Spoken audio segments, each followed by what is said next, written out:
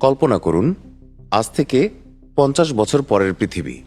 আপনি সকালে ঘুম থেকে উঠলেন, কিন্তু আপনার অ্যালার্ম ক্লকটা আপনি সেট করেননি, সেটা করেছে আপনার বাড়ির স্মার্ট সিস্টেম।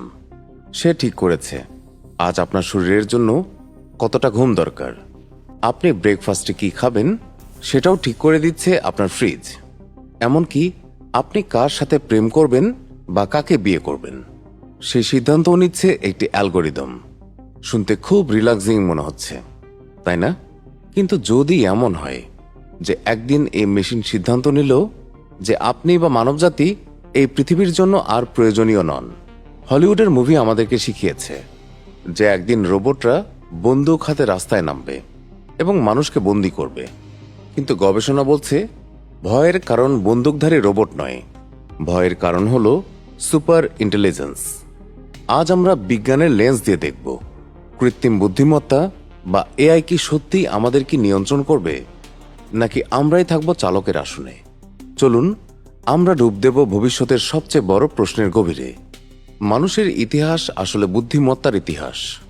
আমরা বাঘ বা সিংহের চেয়ে শক্তিশালী নই, তবু আমরা পৃথিবীকে শাসন করছি। কেন?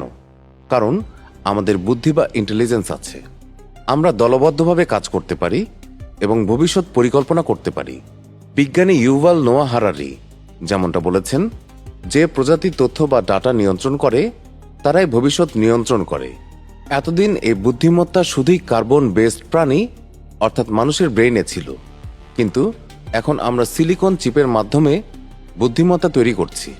1956 সালে যখন প্রথম আর্টিফিশিয়াল ইন্টেলিজেন্স এই শব্দটি ব্যবহার করা হয়, তখন এটা ছিল শুধুই গণিত সমাধানের যন্ত্র।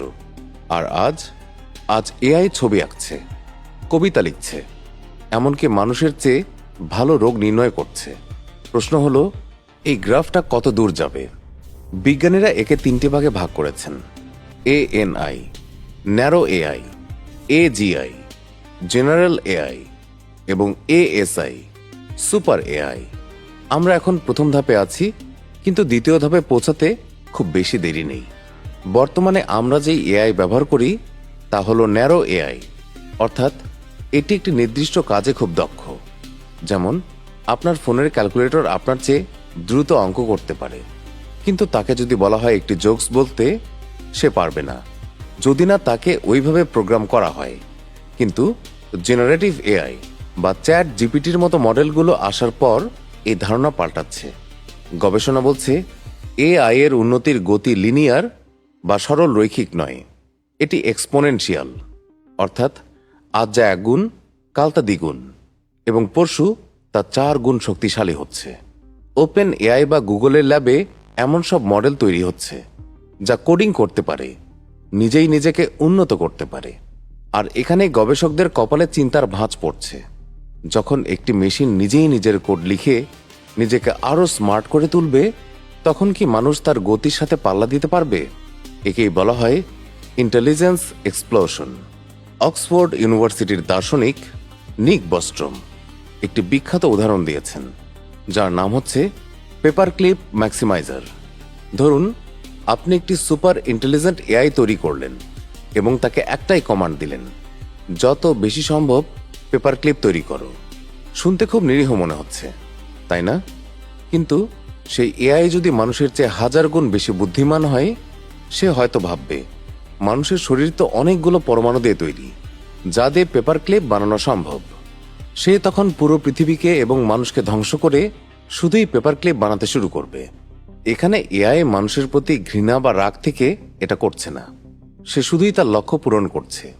একে বলা হয় দ্য অ্যালাইনমেন্ট প্রবলেম, অর্থাৎ আমরা এআইকে যা চাইব সে কি ঠিক সেটাই বুঝবে, নাকি আমাদের আদেশের ভুল ব্যাখ্যা করে বিপর্যয় ডেকে আনবে।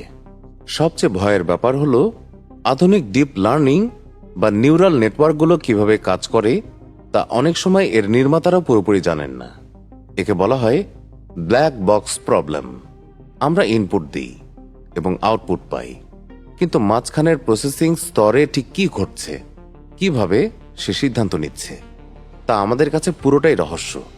ভেবে দেখুন, আপনি এমন একটি গাড়ি চালাচ্ছেন যার ইঞ্জিন কিভাবে কাজ করে বা ব্রেক কখন কাজ করবে তা আপনি জানেন না, আপনি কি সেই গাড়িতে চড়তে নিরাপদ বোধ করবেন?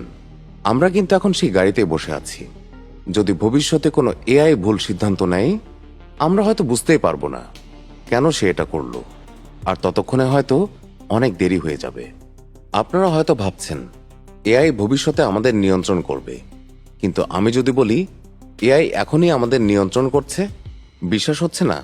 আপনার হাতের ফোনটির দিকে তাকান। সোশ্যাল মিডিয়ার অ্যালগোরিদমগুলো ঠিক করে দিচ্ছে আপনি কি দেখবেন, কি কিনবেন, এমনকি আপনি কাকে ভোট দেবেন। কেমব্রিজ অ্যানালিটিকা স্ক্যান্ডাল এর কথা মনে আছে? সেখানে ডেটা এবং অ্যালগোরিদম ব্যবহার করে মানুষের রাজনৈতিক মতামত পরিবর্তন করা হয়েছিল। এখনকার রেকমেন্ডেশন সিস্টেমগুলো আমাদের ব্রেনের ডোপামিন লুপ হ্যাক করে ফেলেছে। আমরা ঘন্টার পর ঘন্টা স্ক্রল করছি, কারণ অ্যালগোরিদম চাইছে আমরা স্ক্রল করেই যাই। এটি কি এক ধরনের নিয়ন্ত্রণ নয়? শারীরিক শেকলের চেয়ে মানসিক শেকল অনেক বেশি শক্তিশালী।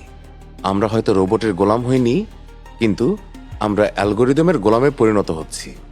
বিজ্ঞানী স্টুয়ার্ট রাসেল একটি চমৎকার প্রশ্ন তুলেছেন, যাকে বলা হয় দ্য গরিলা প্রবলেম। গরিলারা আমাদের চেয়ে অনেক বেশি শক্তিশালী, কিন্তু তবুও তারা চিড়িয়াখানায় বা জঙ্গলে সংকুচিত হয়ে আছে, আর আমরা তাদের ভাগ্য নিয়ন্ত্রণ করছি। কেন? কারণ আমরা তাদের চেয়ে বুদ্ধিমান। এখন প্রশ্ন হলো, যদি আমরা এমন কিছু তৈরি করি যা কিনা আমাদের চেয়েও বেশি বুদ্ধিমান, তবে তারা কি আমাদের পোষা প্রাণী বা চিড়িয়াখানার প্রজাতি হিসেবে দেখবে না?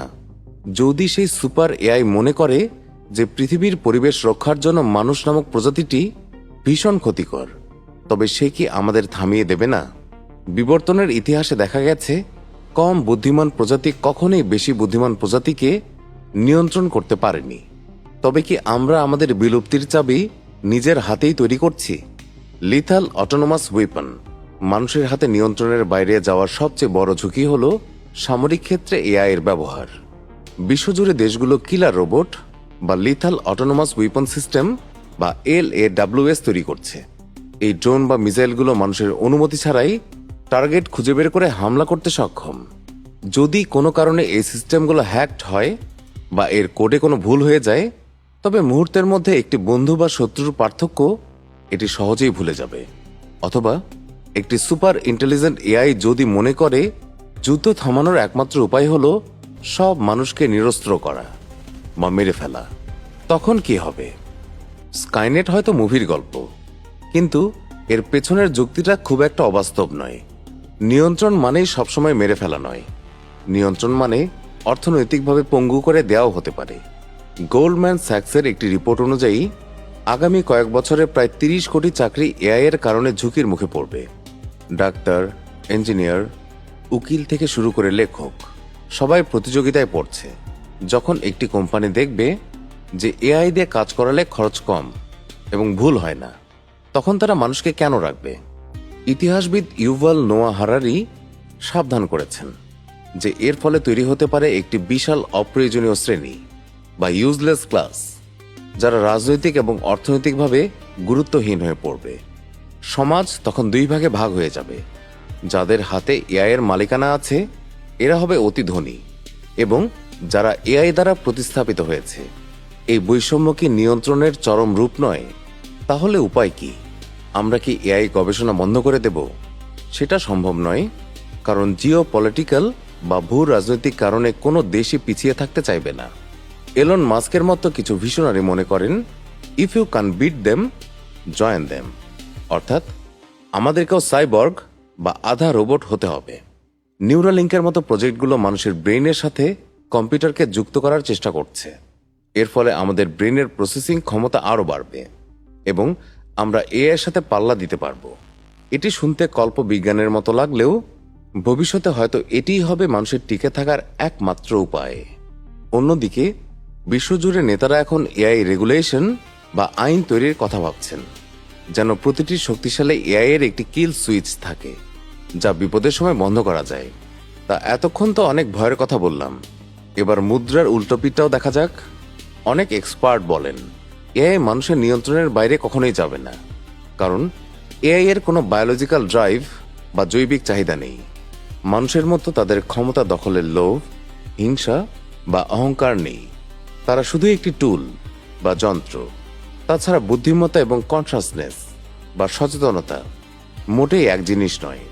একটি ক্যালকুলেটর আমাদের চেয়ে অনেক ভালো অঙ্ক করে, কিন্তু সে জানে না যে সে অঙ্ক করছে। ঠিক তেমনি সুপার এআই অনেক কিছু জানলেও তার নিজস্ব কোনো ইচ্ছা বা উইল থাকবে না, যতক্ষণ না আমরা তাকে সেটা দিচ্ছি। আর সে কারণেই নিয়ন্ত্রণ হারানোর ভয়টি হয়তো একটু অতিরঞ্জিত। ভিডিওর শুরুতে যে প্রশ্নটি করেছিলাম, এআই কি আমাদের নিয়ন্ত্রণ করবে, এর উত্তর আসলে হ্যাঁ এবং না, দুটোই।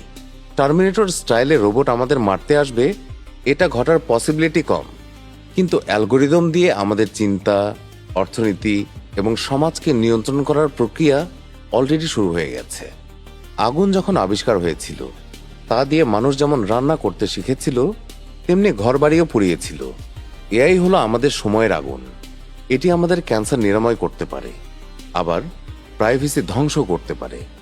মেশিন আমাদের নিয়ন্ত্রণ করবে কিনা তা নির্ভর করছে আমরা এই মেশিনকে কেমন নীতি বা এথিক্স শেখাচ্ছি, ঠিক তার উপর। ভবিষ্যৎ কিন্তু এখনো লেখা হয়নি, ভবিষ্যৎ আমরা লিখছি প্রত্যেকটি কোডের মাধ্যমে।